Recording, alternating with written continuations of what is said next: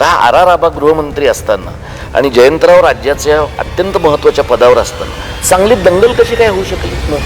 आता तर परिस्थिती अशी आहे की तुम्ही तालुक्यात ठाण मांडून बसला नाही तर पुढच्याला तुम्ही निवडून पण येणार नाही. मला भारतीय जनता पक्ष या कारणाने पाशवी वाटतो की भारतीय जनता पक्षाकडे कोणालाही विकत घेण्याची क्षमता आहे. भारतीय जनता पक्ष कोणालाही विकत घेऊ शकतो आणि कोणालाही कोणत्याही मार्गाने विकत घेऊ शकतो. सांगलीत विश्वजित कदम पण पतंगराव कदमांचे सुपुत्र आहेत, ते विद्यमान आमदार आहेत काँग्रेसचे. आर पाटलांचे चिरंजीव पण रोहित पाटील आत्ता राष्ट्रवादीचे आमदार आहेत तासगाव मतदारसंघात. यातलं कुणीच या जातीवादाविरुद्ध लढताना आज राहुल गांधी इतक्या ताकदीनं संघाच्या विरोधात भांडतायत, बोलतायत, पण विश्वजित कदम इथं यावर काही बोलत नाहीत. शरद पवार राज्यभर देशभर संघाच्या विरोधात रान उठवत आहेत, काम करत आहेत, पण रोहित पाटील इथं जिल्ह्यात काय काम करत नाहीत. म्हणजे काँग्रेसचा नायकवरती लढतोय आणि अख्खी सेना गारद आहे, कुणीही काम करत नाही. तीच अवस्था राष्ट्रवादीची आहे. असं का? बऱ्याच काँग्रेस आणि काँग्रेसेतर लोकांशी बोलल्यावर असं मला जाणवतं की त्यांना वाटतं की लोक कुठल्या तरी एका टप्प्याला मोदी आणि शहाना कंटाळतील आणि मग आपल्याला सत्ता देतील. हा त्यांचा मोठा गैरसमज आहे. कारण ज्याप्रमाणे व्हॉट्सअप विद्यापीठामुळे लोक संघ आणि भाजपच्या प्रेमात आहेत, काँग्रेसवाल्यांनी बूड हलवल्याशिवाय त्यांच्याकडे सत्ता येण्याची काहीच शक्यता नाही. आता पक्ष फुटल्यावर पण जयंत पाटील साहेबांच्या बरोबर राहिले, हा त्यागच आहे त्यांचा असं म्हटलं पाहिजे. पण ह्यात गेल्या 2-3 वर्षामधली जर त्यांची 2-2.5 वर्षामधली जर त्यांची तुम्ही भूमिका पाहिली तर त्यांचं सगळं वागणं नरोवा कुंजरो अशा स्वरूपाचं आहे. म्हणजे ते पक्षात आहेत का, पक्षात नाही आहेत का, ते जिल्ह्यात आहेत का, जिल्ह्यात नाही आहेत का. तुम्ही लाखाच्या मार्जिनने तुमच्या मतदारसंघामध्ये निवडून आलात. तुम्ही इतक्या तयारीने तुमच्या मुलाची पण लोकसभा तयार होऊ शकेल अशा प्रकारचं तुम्ही नेटवर्किंग करण्याचा प्रयत्न केला. आता सगळ्या डाव्या संस्था, चळवळी, संघटना यांनी मदत करून पण तुमचं मार्जिन किती आहे? 15,000च्या आसपास आहे. म्हणजे जवळपास तुम्ही पराभूत होता राहिलेले आहात. की या जिल्ह्यामध्ये काँग्रेस आणि राष्ट्रवादीच्या मंडळींनी संभाजी भिडेंना वाढवलं. फडणवीसांना आणखी काही वर्षांनी दिल्लीत वेकन्सी झाली की दिल्लीमध्ये जायचं आहे. त्या वेकन्सीसाठी तुम्हाला उत्तरेतल्या राज्यांचा अनुनय करणं आवश्यक आहे. महाराष्ट्राचा गायपट्टा करायचा आहे. महाराष्ट्राचा गायपट्टा जवळपास झाला आहे. सांगली शहरामध्ये गुंतवणुकीचा विचार करताय? कमर्शियल लोकेशन हवं आहे? स्वतःलाच व्यवसाय करायचा आहे किंवा नामांकित ब्रँड्ससाठी भाडे तत्वावर द्यायचं आहे? मग डोळे झाकून एकच पर्याय, श्री राजलक्ष्मी मॉल. सांगली जिल्ह्यातील नामांकित, अनुभवी व सुप्रसिद्ध श्री राजलक्ष्मी ग्रुप यांचे श्री राजलक्ष्मी मॉल. एकाच छताखाली branded showrooms, restaurant, gym, food court, multiplex theatre, club house, game zone. नुसता मॉलच नाही तर लवकरच सांगलीमधील multi branded entertainment centre. Shri Rajlakshmi mall मध्ये आपली गुंतवणूक करा आणि मिळवा प्रचंड परतावा आणि प्रचंड फायदा. श्री राजलक्ष्मी ग्रुप आता पुण्यामध्ये देखील. अनेक गुंतवणुकींचे पर्याय उपलब्ध.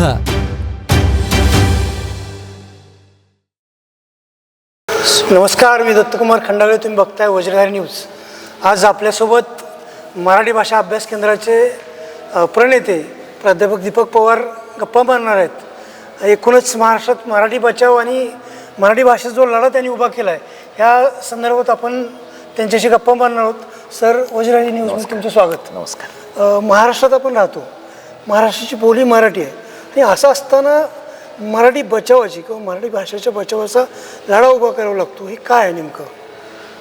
ही महाराष्ट्राच्या दृष्टीने आणि एकूण मराठी समाजाच्या दृष्टीने दुर्दैवाची गोष्ट आहे की 12-14 कोटी लोकांची जी भाषा आहे असं आपण मानतो आणि देशातली 2ऱ्या-3ऱ्या क्रमांकाची भाषा आहे.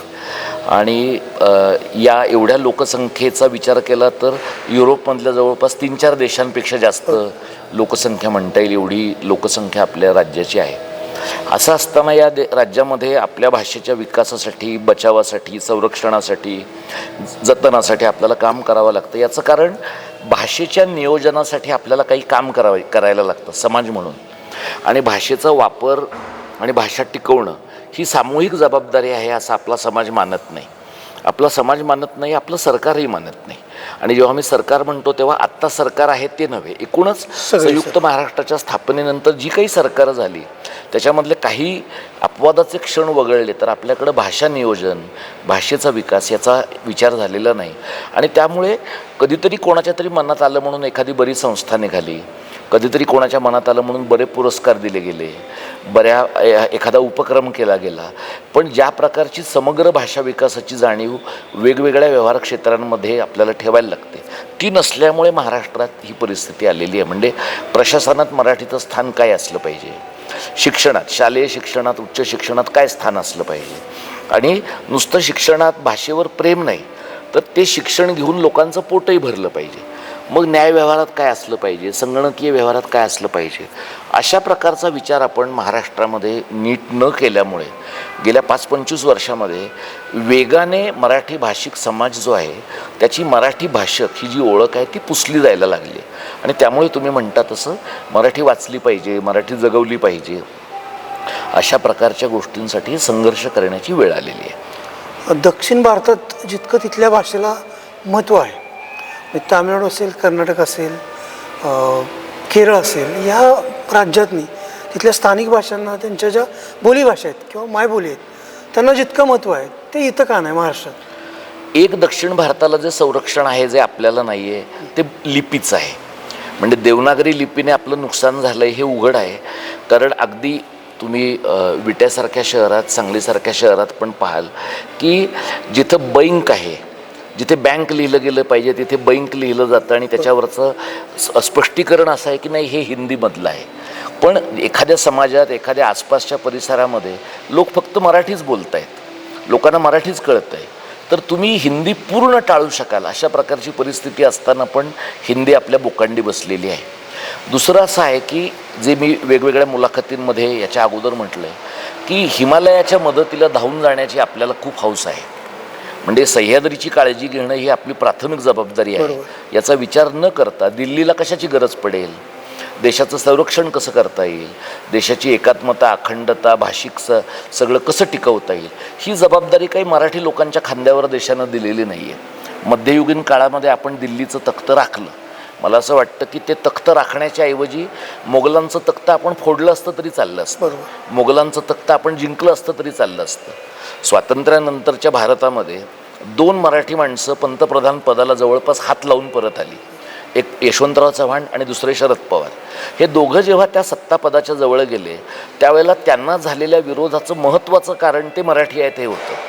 असं असताना आपण एक समाज म्हणून आपली भाषिक ओळख तेवढी पक्की करत नाही आणि मग ती पक्की न करता आम्ही भारतीय पण आहोत, आम्ही मराठी पण आहोत, अशा दुभंगलेल्या ओळखीचा समाज असल्यामुळे मराठी वाचवण्यासाठी गरज पडली तर हिंदी विरुद्ध लढलं पाहिजे, गरज पडली तर इंग्रजी विरुद्ध लढलं पाहिजे.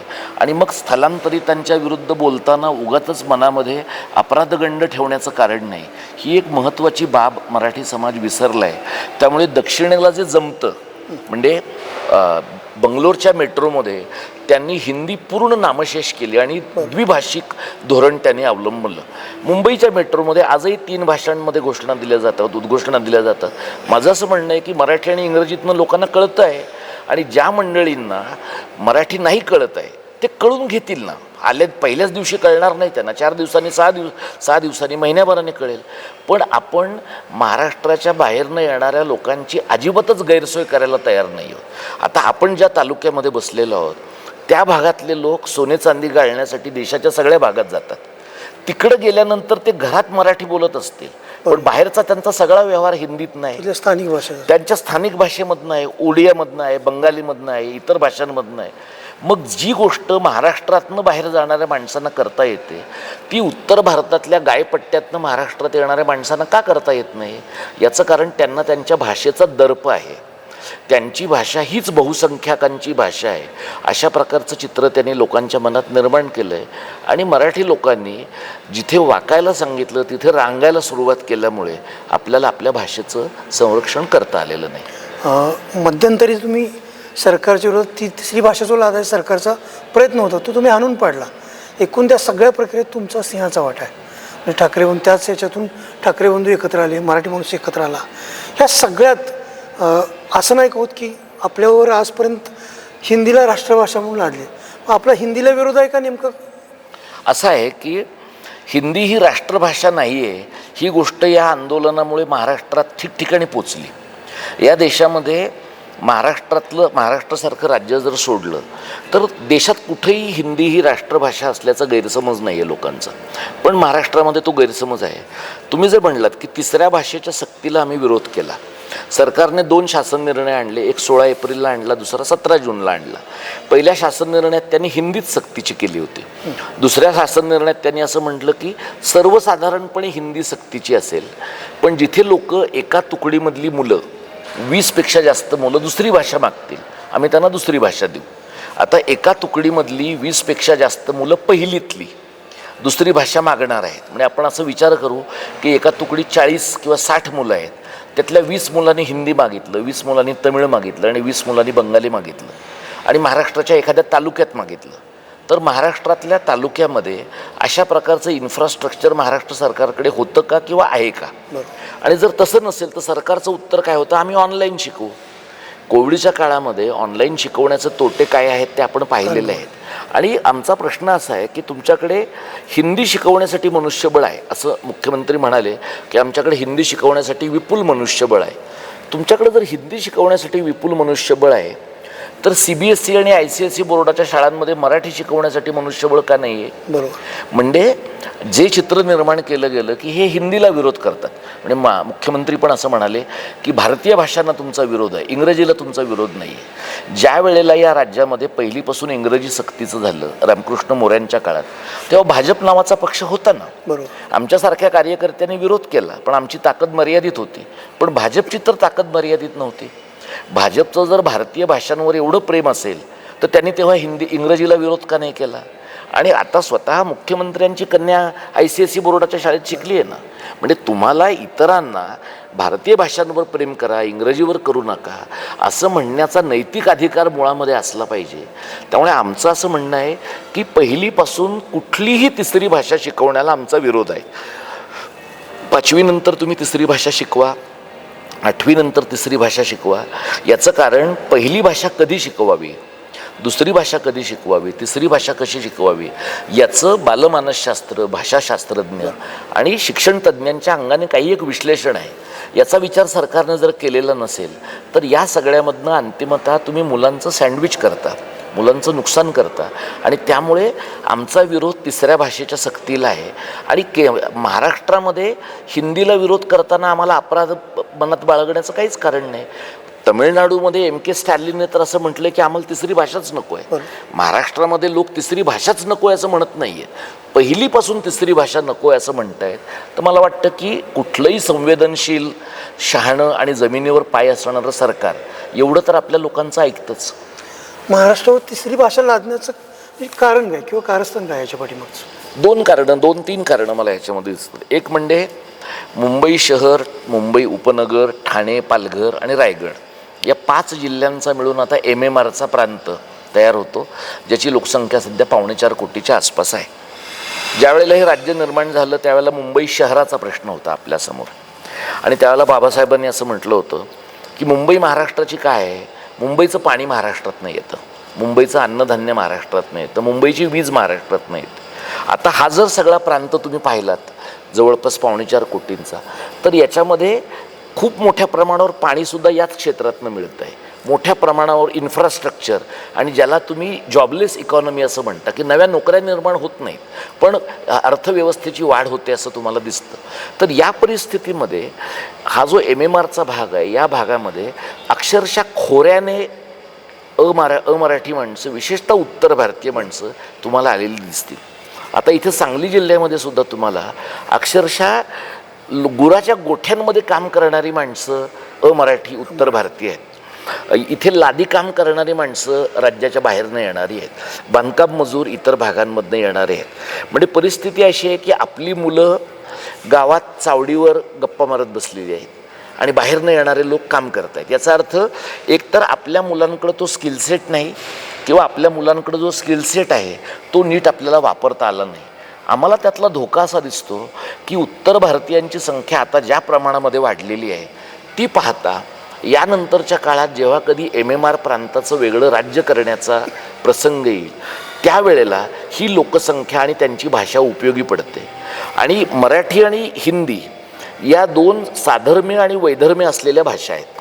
काही प्रमाणात साधर्म्य, काही प्रमाणात वैधर्म्य असलेल्या भाषा आहे. म्हणजे तुम्ही टी व्हीच्या मालिकांमध्ये अनेक ठिकाणी तुम्ही आता पाहत असाल की मी तुझी मदत करतो असं वाक्य आपल्याकडे मालिकांमध्ये लोक सर्रास वापरतात. तर मी तुझी मदत करतो हे मैं तुम्हारी मदत करता हूँ याचं मराठी रूपांतर आहे. पण आपल्याला हे वाटत नाही की याचं ते मराठी रूपांतर आहे. याचं कारण इतकं ते सरावाचं झालं आहे. पहिलीपासून 10वीपर्यंत आपण जर हिंदी आणि मराठी एकाच वेळेला शिकवायला लागलो तर हिंदी बोलणाऱ्या लोकांची संख्या जास्त आहे, हिंदी बोलणाऱ्या लोकांची व्यवहार क्षेत्र जास्त आहेत. आणखी काही दिवसांनी, आणि तुम्ही आत्ताच CBSE ICSE बोर्डाच्या कॉन्व्हेंटच्या शाळांमध्ये पाहिलं तर अगदी ते मधल्या सुट्टीत सुद्धा लोकांना आपल्या मातृभाषेत बोलू देत नाहीत. मग ही मुलं हिंदीत बोलायला लागतात. त्यामुळे या मुलांची हिंदी बोलण्याची संख्या प्रमाण प्रचंड प्रमाणात वाढेल आणि आडनावानं मराठी राहिलेली मुलं येत्या 10 वर्षामध्ये महाराष्ट्रात तयार होतील, जी मराठी आहेत, मराठी कुटुंबातली आहेत, पण त्यांची व्यवहाराची भाषा इंग्रजी आहे. म्हणजे जन्मतः ज्यांची भाषा हिंदी आहे असे लोक आणि शिकून ज्यांची भाषा हिंदी झालेली आहे असे काही लोक, अशा प्रकारच्या लोकसंख्येच्या बळावर तुम्हाला सहजच या राज्याची भाषा, एकदा MMRचं वेगळं राज्य झालं तर हिंदी ठरवता येणं शक्य आहे. आणि त्यामुळे मला तो फार महत्त्वाचा धोका वाटतो. दुसरा जो धोका आहे तो फडणवीसांच्या राजकारणाचा आहे. फडणवीसांना आणखी काही वर्षांनी दिल्लीत वेकन्सी झाली की दिल्लीमध्ये जायचं आहे. त्या वेकन्सीसाठी तुम्हाला उत्तरेतल्या राज्यांचा अनुनय करणं आवश्यक आहे. महाराष्ट्राचा गायपट्टा करायचा आहे. महाराष्ट्राचा गायपट्टा जवळपास झाला आहे. म्हणजे तुम्ही ज्या पद्धतीनं शनिवारवाड्यातला प्रसंग आपल्याकडे हाताळला गेला, ज्या पद्धतीनं या जिल्ह्यामध्ये आपल्याकडे बहुजन तरुणांची डोकी फिरवण्याचं काम सातत्यानं होतं आहे, सांगली, सातारा, कोल्हापूर, बेळगाव या भागामध्ये होतं आहे, महाराष्ट्राचा गायपट्टा फक्त कागदोपत्री व्हायचा राहिलेला आहे. बाकी महाराष्ट्राची मानसिकता गायपट्ट्याच्या जवळचीच झालेली आहे. तुम्ही आत्ता बोलता बोलता सांगली जिल्ह्याकडे आला, आपण तिथं या जिल्ह्यात होते म्हणजे नेमकं तुम्हाला तुमचं बोट कोणाकडे? माझं असं म्हणणं आहे की या जिल्ह्यामध्ये काँग्रेस आणि राष्ट्रवादीच्या मंडळींनी संभाजी भिडेंना वाढवलं. त्याने वाढवलं आणि त्यांची दुर्गा दौड असेल, त्यांचे इतर उपक्रम असतील, या सगळ्या उपक्रमांना बळ दिलं. त्यांचा जो काही विचार आहे तो विचार एकेकाळी दोन्ही पाटलांना जवळचा वाटलेला होता. आज तो जवळचा आहे का? आज जर तो जवळचा नसेल तर आज बहुजनांची मुलं हिंदुत्वाच्या सापळ्यामध्ये थेट अडकलेली आहेत.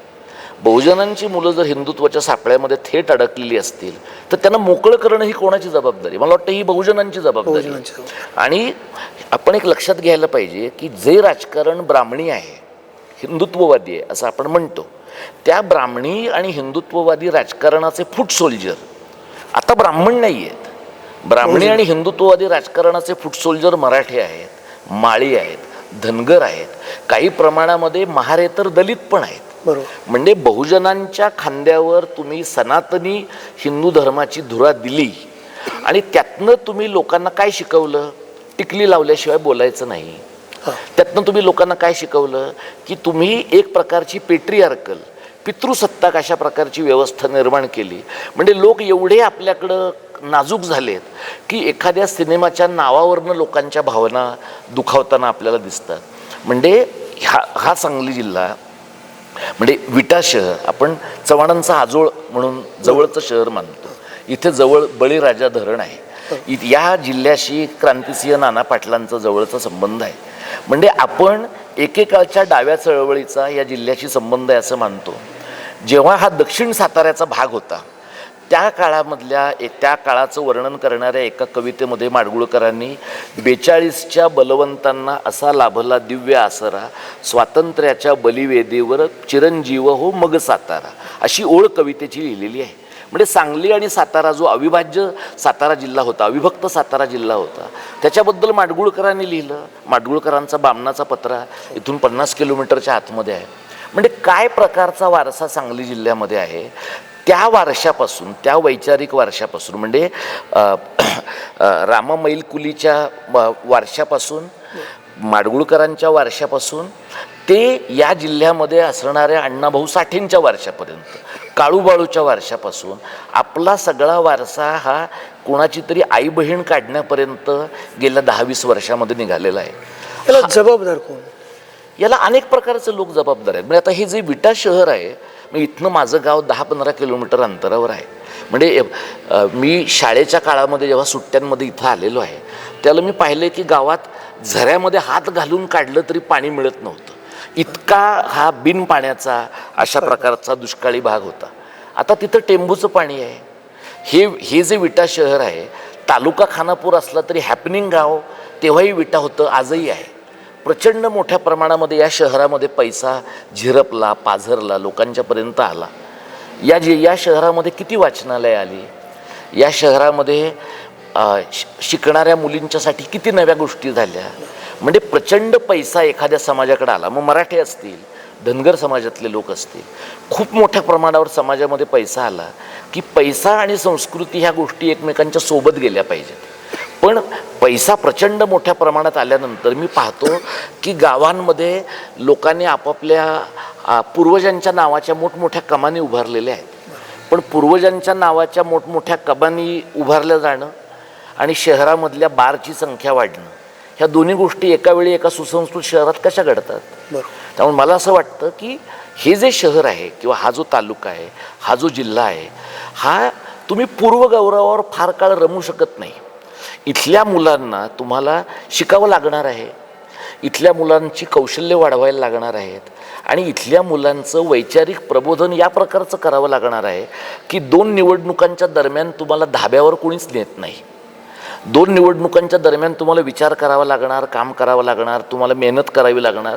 आणि तुम्ही जर चव्हाणांचा वारसा सांगत असाल, जर तुम्ही किसनवीरांचा वारसा सांगत असाल, नागनाथ अण्णांचा वारसा सांगत असाल, तर हे सगळं विकासाचं जर जे काम आहे ते विकासाचं काम लोकांच्या कृतीमधनं दिसलं पाहिजे. म्हणजे कोणाकडं फॉर्च्युनर आहे म्हणून माझ्याकडे लँड क्रुझर असली पाहिजे, कोणाकडे कोणाच्या 4 बोटात अंगठ्या आहेत म्हणून माझ्या 8 बोटात अंगठ्या असल्या पाहिजेत. या प्रकारची जर व्यक्तिगत विकासाची व्याख्या इथं वाढली तर मला असं वाटतं की माणसं मोठी होतील आणि समाज खुजा होत जाईल. तुम्ही खूप महत्त्वाचं बोलला. पण मला तुम्हाला दुसरा प्रश्न असा विचारायचा आहे, सांगली जिल्ह्याचं राजकारण जो वारसा सांगताय तुम्ही, हा पुरोगामी विचारांचा वारसा किंवा डाव्या चळवळींचा वारसा इथं आहे. कारण नाना पाटील असतील, आत्ता तुम्ही उल्लेख केला नागनाथांना नायकवडींचा असेल, जी डी बापूंचा असेल, आज सांगली जिल्ह्यातले सगळे बऱ्यापैकी लोकप्रतिनिधी संघाला शरण जाताना दिसत आहेत किंवा BJPला शरण जाताना दिसत आहेत. आणि गेल्या 20-25 वर्षात हा मगाशी तुम्ही दुर्गादेवडीचा उल्लेख केला, हे सगळे प्रकार वाढायला रुजायला हेच लोक कारणीभूत आहेत. या लोकांना भान नाही का आपण काय करतो याचं? काय आहे की एखाद्या विशिष्ट जातीचं राजकारण करत असताना तुम्ही त्या जातीचं, उपजातीचे हितसंबंध जपणं हे पॉलिटिकली एक वेळ ठीक आहे. म्हणजे तुम्ही दूध संघ कोणाला तरी द्या, मार्केटिंग फेडरेशन कोणाला तरी द्या, पतपिढीवर कोणाला तरी बसवा, त्याच्यात पुतण्याला बसवा, भाच्याला बसवा, सुनेला बसवा, म्हणजे घरगुतीच सगळा मामला तुम्ही करा. पण हे सगळं करताना ज्यावेळेला तुमच्या असं लक्षात येतं की पैशातनं पैसा निर्माण होण्याच्या पलीकडे काहीच उभं राहत नाही, त्यावेळेला मग असं होतं की डोकं ठिकाणावर असणारा कुणीही माणूस तुमचा कार्यकर्ता होऊ शकत नाही. याचं कारण तुम्हाला रक्ताच्या नात्यांच्या पलीकडं संघटन वाढवावं लागतं. तुम्ही गेल्या 25 वर्षामध्ये सांगली जिल्हा असेल, सातारा जिल्हा असेल, या जिल्ह्यांमधली ज्यांची राजकीय घराणी वाढलेली आहेत, त्यांची घराणी वाढली आहेत, त्यांचा राजकीय वंश नाही वाढलेला. म्हणजे यशवंतराव चव्हाणांचे वारस कोण आहेत? शरद पवार आहेत. म्हणजे चव्हाण साहेबांच्या स्वतःचा मुलगा किंवा मुलगी नव्हती हा फक्त त्यातला मुद्दा नाही आहे. चव्हाण साहेबांना बारामतीतला कोणतरी माणूस आपला वैचारिक वारस करावासा वाटला, ही त्यातली महत्त्वाची गोष्ट आहे. कारण चव्हाण साहेब कोणाला तरी, दुसऱ्या कोणाला तरी आपला वारस करावेसे वाटले. मला असं वाटतं की जेव्हा एखादं कुटुंब, एखाद्या कुटुंबामध्ये आपली वंशावळ एवढीच पुढे जाणं आणि केवळ पैसे जमवणं, पैसे रिचवणं, पैसे साचवणं आणि त्यातनं माणसं विकत घेता येण्याची क्षमता विकसित करणं, याला जेव्हा तुम्ही राजकारण म्हणता तेव्हा आता घडते, त्याच्या पलीकडे वेगळं काही घडत नाही. जयंत पाटील राष्ट्रवादीचे प्रदेशाध्यक्ष होते. त्यांनी राष्ट्रवादीचं राज्यभर रान उठवलं पुरोगामी बेसवर, म्हणजे फुले शाहू आंबेडकरांचा महाराष्ट्र करूया ही लाईन घेऊन त्यांनी महाराष्ट्रभर राष्ट्रवादीच्या सभा घेतल्या. पण जिल्ह्यात यावर काम करताना का दिसत नाही? असं आहे बघा की फुले शाहू आंबेडकर हा आपल्याकडं असा वापरायचा शब्द आहे. आता अजित पवारांनी वेगळा शब्द त्याच्यात ॲड केला, शिवशाहू फुले आंबेडकर असं केलं. म्हणजे तुम्ही पक्षच मुळात फोडता 70,000 कोटीच्या घोटाळ्यातनं वाचण्यासाठी, आणि मग तुम्ही म्हणता की नाही आम्हाला पवारसाहेबांचं नाव नाही ना वापरता येत, आम्ही चव्हाण साहेबांचं नाव वापरणार. आम्हाला शाहू फुले आंबेडकर त्यांची घोषणा आहे ना, मग शिव शाहू फुले आंबेडकर आमची घोषणा असणार आहे. म्हणजे शाहू फुले आंबेडकर या घोषणेवर तुमचा विश्वास आहे का? म्हणजे शाहू महाराजांनी 100 वर्षापूर्वी सगळ्या जातींच्या गरीब मुलांच्यासाठी हॉस्टेल काढली. शाहू महाराजांनी त्यावेळेला वेदोक्त पुराणोक्तचं प्रकरण टोकापर्यंत नेलं. शाहू महाराजांनी त्या काळामध्ये बाबासाहेब आंबेडकरांना शिष्यवृत्ती दिली. एवढंच नाही तर शाहू महाराजांनी त्या काळामध्ये विठ्ठलरामजी शिंद्यांना मदत केली. आणि त्याहीपेक्षा महत्त्वाची गोष्ट म्हणजे बाबासाहेब ज्या वेळेला निर्माण झाले आणि त्यांचा राजकीय उदय होतोय असं तेव्हा जाणवलं, तेव्हा दलितांना बाबासाहेब शाहू महाराजांनी हे सांगितलं की तुमच्या समाजाला तुमचा नेता मिळाला आहे. म्हणजे तुम्ही फुल्यांच्या बाबतीमध्ये तुम्ही बघा की महात्मा फुल्यांच्या आयुष्यामध्ये सावित्रीबाईंचं आयुष्य अत्यंत हलाखीत गेलेलं आहे. म्हणजे फुल्यांचा एकेकाळी खूप मोठा व्यापार होता आणि अत्यंत एंटरप्राइझिंग माणूस तो होता. हे जरी खरं असलं तरी फुल्यांच्या नंतरच्या काळामध्ये अत्यंत पडता काळ सावित्रीबाईंनी पाहिला.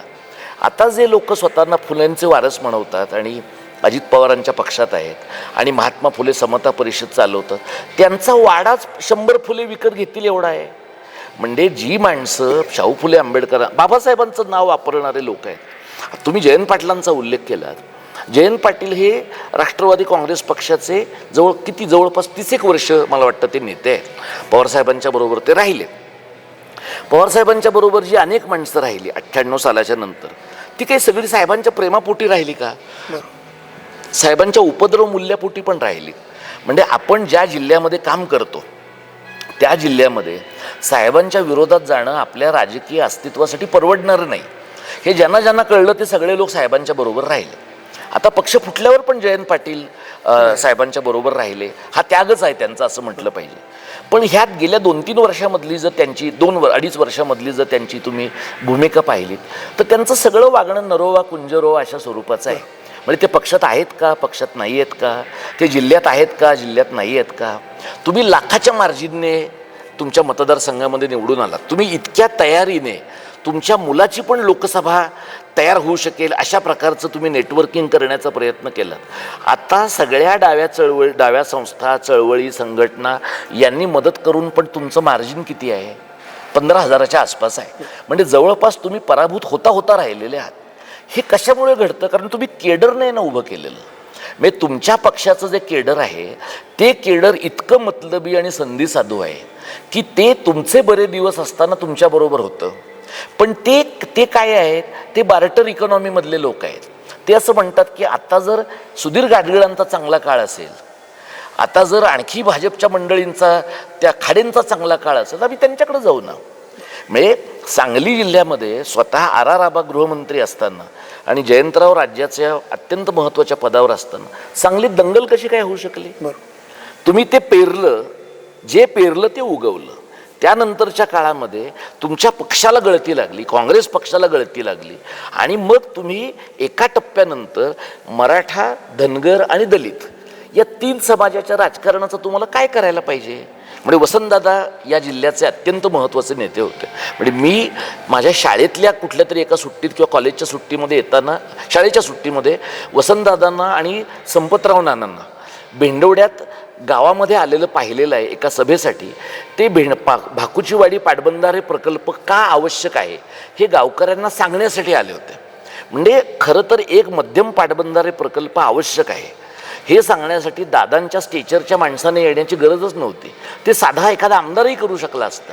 पण आपण या जिल्ह्याचे प्रतिनिधी आहोत तर आपण जिल्ह्यातल्या लोकांशी बोललो पाहिजे आणि दिलासा दिला पाहिजे अशा प्रकारची भावना त्यांच्या मनात होती.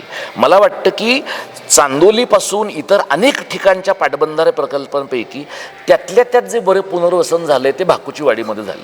ते का झालं? कारण तेव्हा लोकप्रतिनिधी बरे होते. या भाकुचीवाडीच्या जवळ नागेवाडीचा कारखाना आहे. नागेवाडीचा कारखाना बंद पडला. आसपासच्या सगळ्या सूतगिरण्यांपासून सगळ्या ह्यांची काय अवस्था आहे? तुम्ही लोकांना कसं काम करायला लावू शकता? लोकांना तुम्ही कुठलाही कार्य करता. गांधी असं म्हणायचं बघा, 2 आंदोलनांच्या मध्ये लोकांनी काय करायचं? चरखा चालवायचा. तर चरखा चालवायचा म्हणजे प्रत्येक काळाचा चरखा वेगळा आहे ना. या काळाचा चरखा सूतगिरणी असू शकते, या काळाचा चरखा शुगर फॅक्टरी असू शकते, मार्केटिंग फेडरेशन असू शकते. म्हणजे तुम्ही या प्रकारच्या सहकार संस्था निर्माण केल्या की ज्या तुमच्या भावकीतच गिळंकृत झाल्या. त्या जर भावकीतच गिळंकृत झाल्या तर लोकांना कळतंय ना की तुमची मुंबईत 4 घरं आहेत, तुमची इथे 10-5 प्रॉपर्टी आहेत आणि तुमच्या ज्या मालमत्ता तुम्ही इलेक्शनच्या ॲफिडेव्हिटमध्ये दाखवत नाही त्या पण तुमच्या आहेत. हे सर्वसामान्य माणसांच्या सोमवारच्या विट्याच्या बाजारातलं गॉसिप आहे. हे तुमच्या झेडपी सभासदापासून खासदारापर्यंत सगळ्यांच्या प्रॉपर्ट्यांबद्दल तुम्हाला इथे शिवाजी पुतळ्याजवळच्या चौकात सुद्धा तुम्हाला बोललेलं लोकांकडनं ऐकू शकेल. म्हणजे लोक आपल्याला वाटतात तेवढे मूर्ख आणि अडाणी नाही आहेत.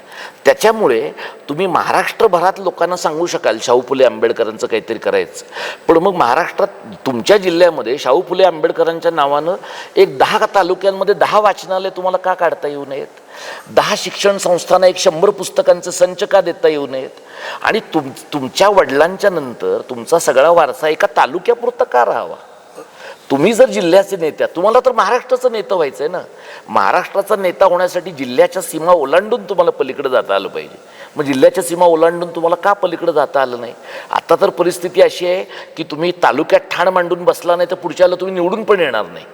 म्हणजे तुमच्या तोंडात कोणाचे शब्द आहेत, कोणाची नावं आहेत आणि प्रत्यक्ष कृतीमध्ये तुम्ही कोणाच्याबद्दल बोलता याच्यातलं अंतर जितकं तीव्र होईल तितकं भारतीय जनता पक्षासारख्या अत्यंत पाशवी आणि रानटी अशा प्रकारच्या राजकीय पक्षाचं बळ वाटताना दिसतं. का वाटतं मला भारतीय जनता पक्ष पाशवी आणि रानटी का वाटतो?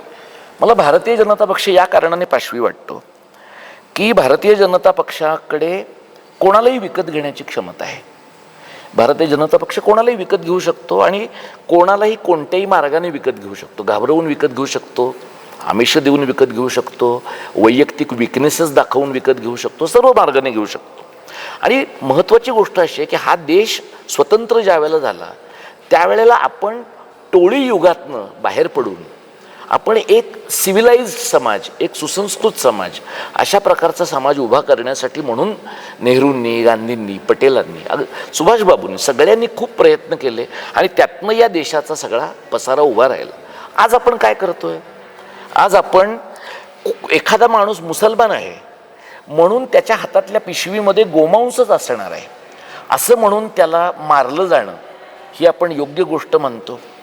एखादा सोमनाथ सूर्यवंशी आहे, त्या सोमनाथ सूर्यवंशीला पोलीस कस्टडीमध्ये मारलं गेलेलं आहे, पण राज्याचे गृहमंत्री हाऊसमध्ये असं सांगतात की असं घडलेलं नाही, त्याचं आजारपणच होतं, त्याच्यामुळे तो मेला. त्या माणसाची बाजू लढवण्यासाठी प्रकाश आंबेडकरांना सुप्रीम कोर्टात केस लढावी लागते. किती लोकांना प्रकाश आंबेडकरांसारखा वकील मिळू शकेल?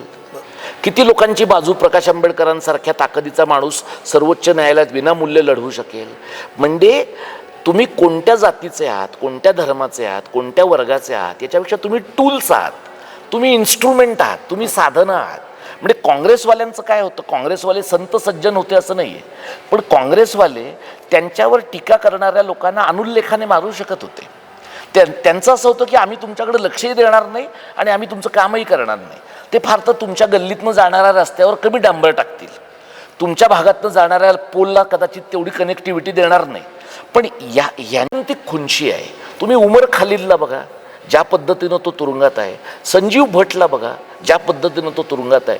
म्हणजे एखादा माणूस या व्यवस्थेमध्ये यांना विरोध करायला लागल्यानंतर तो जिवंत राहील की नाही आणि स्वतःचं वैयक्तिक आयुष्य शांतपणाने जगू शकेल की नाही याच्या प्रकारची शाश्वती जर समाजामध्ये नसेल तर तुम्ही पुन्हा एक प्रकारच्या संघर्षमय आणि अत्यंत धोकादायक अशा व्यवस्थेमध्ये जाता. म्हणजे संघामध्ये सुद्धा बरी माणसं आहेत की त्यातल्या काही मंडळींनी हे 2014चं सरकार येण्याच्या अगोदरच्या काळामध्ये अनेक लोकांशी समजवत्यानं कामं केलेली आहे, पण सत्ता आल्यानंतर त्यांना असं वाटतं आहे की जी एक सनातन वैदिक ब्राह्मणी संस्कृती आहे तिची प्रस्थापना करण्यासाठी जे काही करावं लागणार आहे ते केलं पाहिजे. अशा प्रकारचे टोकदार लोक त्यांच्याकडे सत्तेच्या केंद्रस्थानी आहेत. आणि ज्यावेळेला तुमचं विकासाचं मॉडेल फसतं, म्हणजे तुम्ही डिमॉनिटायझेशन आणलं ते फसलं, GSTमध्ये तुम्हाला टप्प्याटप्प्याने सगळे बदल करत शेवटी राहुल गांधी म्हणतो ते तुम्हाला त्या टप्प्याला येऊन करावं लागलं. मतचोरीच्या बाबतीमध्ये तुम्हाला निर्विवादपणे काही सांगता येत नाही आहे. तुम्हाला जे काही $5 ट्रिलियन इकॉनॉमी आहे, तुम्हाला ज्या प्रकारचा विश्वगुरू होण्याचा सोस आहे, या सगळ्यामध्ये अकाउंटेबिलिटी, उत्तरदायित्व नावाची गोष्ट नाही. आणि अर्थव्यवस्थेतले पेच तुम्ही धर्मव्यवस्थेतल्या पेचातनं सोडवण्याचा प्रयत्न करता. या सगळ्या पातळीवर मला असं दिसतं की काँग्रेसची जी राजवट आहे ती करप्ट असेल आणि होतीच, पण काँग्रेसच्या राजवटीमध्ये अग्री टू डिसअग्री, असहमतीचे आवाज किमान प्रमाणामध्ये टिकवण्याचा काहीतरी एक स्वीकारले जातात. स्पेस होता, अवकाश होता, तो भाजपच्या व्यवस्थेमध्ये नाही आहे. आता तुमचा जो टोकाचा विरोध मोदींना आहे, शहांना आहे, संघाला आहे, हे आपल्याकडे गेल्या 10 वर्षात राज्य सरकारच्या विरोधात बोललं की देशद्रोही किंवा काँग्रेसचा सुपारी घेतलेला, शरद पवारांनी सुपारी घेतलेला असा प्रचार आहे. पण तुम्ही त्या अर्थानं जर तुम्हाला बोलायचं म्हटलं तर तुम्ही काँग्रेसच्या आहात का किंवा शरद पवारांच्या आहात का? मी ज्या पद्धतीनं काँग्रेस आणि राष्ट्रवादी आणि दोन्ही सेनांच्यावर लिहिलं, तुम्ही माझे व्हिडिओ पाहिले असतील, माझं लेखन वाचलेलं असेल, दोन्ही सेनांवर मी अत्यंत टोकदारपणे त्यांच्या मराठीवादाच्या मर्यादेवर लिहिलेलं आहे. मला असं वाटतं की मी जे बोलतो आहे ते एका नव्या मराठी कारणाबद्दल बोलतो आहे, महाराष्ट्र धर्माबद्दल बोलतो आहे. त्यामुळे माझ्या व्हिडिओच्या खाली लोक कॉमेंट लिहितात ना, हा काँग्रेसची सुपारी घेतलेला माणूस आहे, शिवसेनेची, तर मी ते पाहत नाही. ते ठीक आहे, त्याच्याबद्दल तशा प्रकारची टीका सहन करून तुम्ही पुढे गेलं पाहिजे. पण मला हे आतून माहिती आहे. मी थांबवतो तुम्हाला. तुमचा मोदींना आणि शहांना टोकाचा विरोध आहे का? नाही, मला त्यांचा व्यक्ती म्हणून विरोध असण्याचं कारण नाही. मला ज्या प्रकारच्या राजकीय प्रवृत्ती ते रेप्रेझेंट करतात त्या प्रकारच्या राजकीय प्रवृत्ती लोकशाहीला अनुकूल नाही आहेत म्हणून विरोध आहे. उद्या अशा प्रकारचं काम जर दुसऱ्या कुठल्या पक्षातल्या दुसऱ्या कुठल्या व्यक्तीने केलं तरी देखील माझ्या दृष्टीनं ते टेम्पलेट तेच असेल. मगाशी बोलता बोलता आपण सांगलीच्या राजकारणाकडे, देशाच्या किंवा राज्याच्या राजकारणाकडे गेलो. सांगलीबद्दल परत मी तुम्हाला सांगलीकडे आणतो. तुम्ही या जिल्ह्याचे सुपुत्र आहात. सांगलीत विश्वजित कदम आणि पतंगराव कदम माझे सुपुत्र आहेत. ते विद्यमान आमदार आहेत काँग्रेसचे. आर पाटलांचे चिरंजीव पण रोहित पाटील आत्ता राष्ट्रवादीचे आमदार आहेत तासगाव मतदारसंघात. यातलं कुणीच या जातीवादाविरुद्ध लढताना आज राहुल गांधी इतक्या ताकदीनं संघाच्या विरोधात भांडतायत, बोलतायत, पण विश्वजित कदम इथं यावर काही बोलत नाहीत. शरद पवार राज्यभर देशभर संघाच्या विरोधात रान उठवत आहेत, काम करत आहेत, पण रोहित पाटील इथं जिल्ह्यात काय काम करत नाहीत. म्हणजे काँग्रेसचा नायक वरती लढतोय आणि अख्खी सेना गारद आहे, कुणीही काम करत नाही. तीच अवस्था राष्ट्रवादीची आहे. असं का? काँग्रेसच्या लोकांच्या मनामध्ये असं दिसतं, आणि मी बऱ्याच काँग्रेस आणि काँग्रेसेतर लोकांशी बोलल्यावर असं मला जाणवतं की त्यांना वाटतं की लोक कुठल्या तरी एका टप्प्याला मोदी आणि शहांना कंटाळतील आणि मग आपल्याला सत्ता देतील.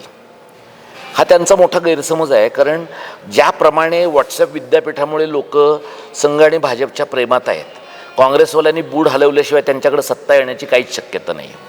तुम्ही काँग्रेसच्या आणि राष्ट्रवादीच्या ज्या मंडळींचा उल्लेख केला, तर मला वाटतं की ज्या प्रमाणामध्ये काँग्रेसच्या नेतृत्वाने महाराष्ट्रात हालचाल केली पाहिजे त्या प्रमाणात महाराष्ट्रातली संस्थानिक मंडळी हालचाल करत नाहीत. रोहित पाटलांनी सुद्धा एक लक्षात काय घ्यायला पाहिजे की आर आबांनी दारिद्र्यामध्ये दिवस काढलेले आहेत आणि त्यांच्या वक्तृत्वाच्या जीवावर त्यांची ताकद मिळाली. त्यांनी अगदी म्हणजे गावातल्या पाण्याच्या प्रश्नापासून इतर अनेक प्रश्नांवर त्यांनी कामं केली. रोहित पाटीलकडे मला असं वाटतं की एक चांगली PR टीम आहे.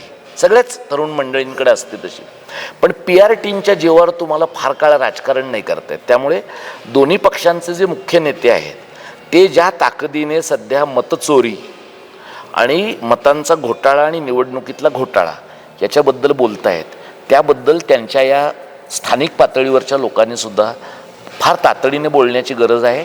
पक्षासाठी नाही, यांच्या स्वतःच्या अस्तित्वासाठी. आपण पुन्हा तुमचा जो मूलभूत लढा आहे किंवा जे काम आहे, मूळ काम, तिकडे जाऊया. तुम्ही जे मराठी भाषेवर काम करताय, आज राजकारणाच्या माध्यमातून भाजप मराठी दाबायचा प्रयत्न करते, पण मराठी माणसाला मराठीबद्दल आस्था आहे का? खरंच तेवढी आस्था आहे का? कारण मुंबईत मराठी माणूस जर मुंबईत गेला तर तो मराठीत बोलत नाही, हिंदीत बोलतो. किंवा तुम्ही आणि मी मुंबईत भेटलो तर मराठीत बोलण्याच्याऐवजी हिंदीत बोलतो. हे असं का? हे दक्षिण भारतात दिसत नाही. असं आहे की आपली भाषा टाकून देणाऱ्या लोकांच्या मध्ये मराठी माणसांचा नंबर खूप पुढचा आहे आणि हे खरंच आहे. आणि दक्षिण भारतामध्ये ह्या प्रकारचं प्रमाण कमी आहे. मराठी माणूस बऱ्याच प्रमाणामध्ये मल्टीलिंग्वल पण आहे, बहुभाषिक पण आहे.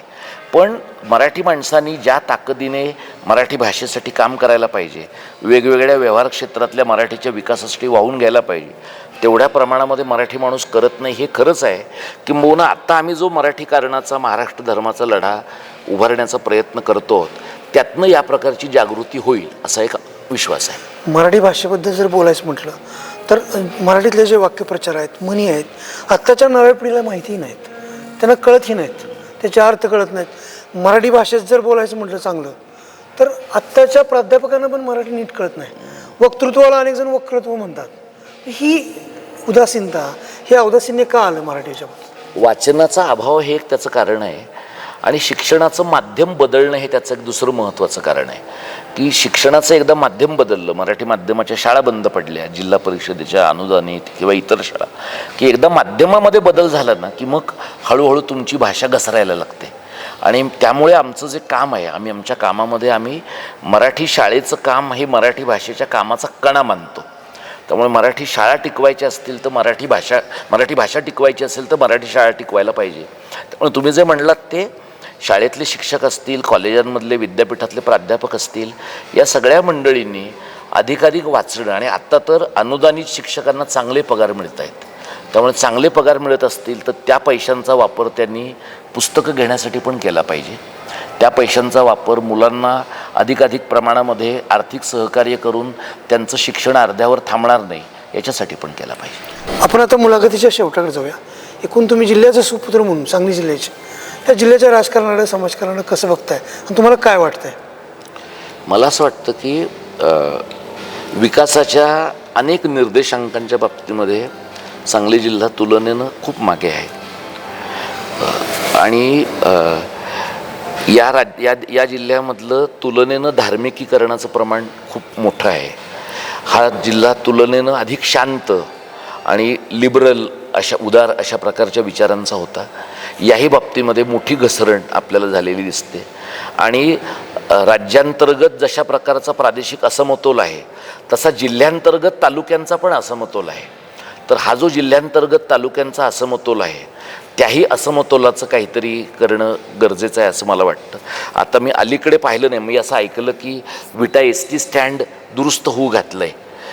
मला माहीत नाही, होतं आहे का दुरुस्त? होते. हां, पण मला शेवटचं जे मला विटाचं ST स्टँड आठवतं, त्याच्यामध्ये तिथलं जे टॉयलेट आहे, जेंट्सचं जे टॉयलेट आहे, त्याच्यामध्ये दारूच्या क्वार्टरची बाटली तिथे टॉयलेटमध्ये पाण्यासाठी ठेवलेली मी पाहिली आहे. म्हणजे एका अत्यंत श्रीमंत लोकांच्या शहरामध्ये लघवीला जाण्यासाठीची व्यवस्था ही आहे.